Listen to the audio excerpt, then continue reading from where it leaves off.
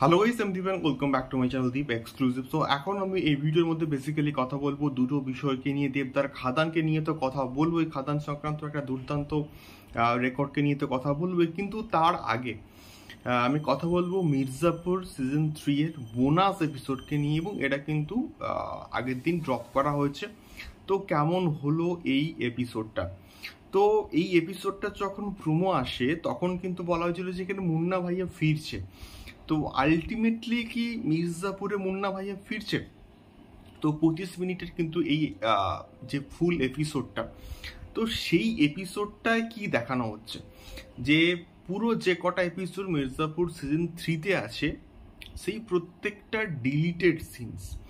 তো সত্যি বলতে এখানে মুন্না ভাইয়া ন্যারেটিভ করছে, বলছে যে কোন কোন সিনে কোন কোন সিনসগুলো ডিলিট হয়েছে এবং সেটাকে গল্পের ছলে কিন্তু বলছে।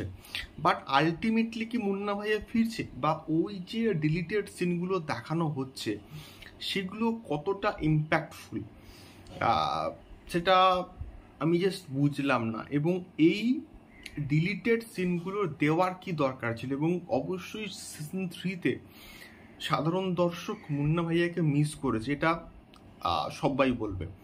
কিন্তু তা বলে মুন্না ভাইয়াকে এইভাবে জোর করে অডিয়েন্সের সামনে প্রেজেন্ট করাটার মানেটাকে আমি জাস্ট বুঝলাম না। মানে মানুষকে প্রাইম ভিডিও কি ড্যাশ ভাবে? মানে এটা জাস্ট আনএক্সপেক্টেড ছিল। এবং এটা পরবর্তী সিজনে কোনো ইম্প্যাক্টফুল কিন্তু হচ্ছে না।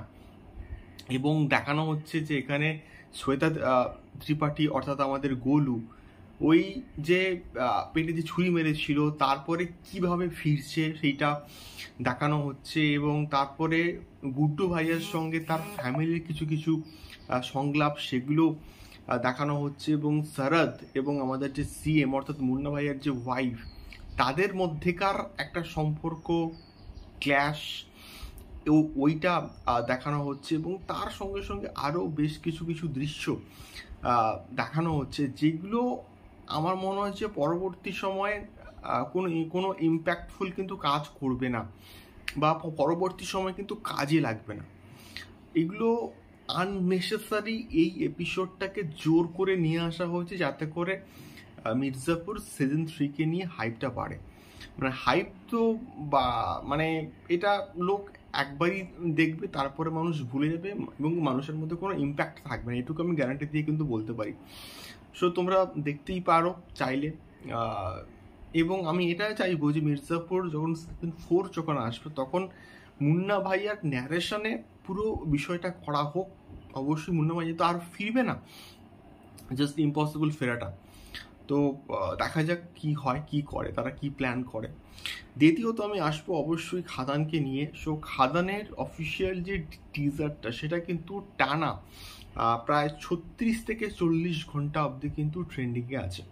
এবং আমি যখন এই পার্টিকুলার ভিডিওটা তৈরি করছি দেবদার খাদানের, সেই ভিডিওটা যখন তৈরি করছি তখনও কিন্তু দেবদার খাদান ইউটিউবে 1 নম্বরে কিন্তু ট্রেন্ড করছে। এটা সত্যি বলতে ব্যাপক দারুণ একটা বিষয়। এইভাবে ট্রেন্ড করলে কিন্তু ভিউজের পরিমাণ আরও কিন্তু বাড়বে এবং 350-কে ভিউ কিন্তু ক্রস করে গিয়েছে। এবং অনেক দর্শকের কাছে, অনেক সাধারণ যে অডিয়েন্স তার কাছে কিন্তু খাদান পৌঁছাচ্ছে, এটা সব থেকে মোস্ট ইম্পর্টেন্ট।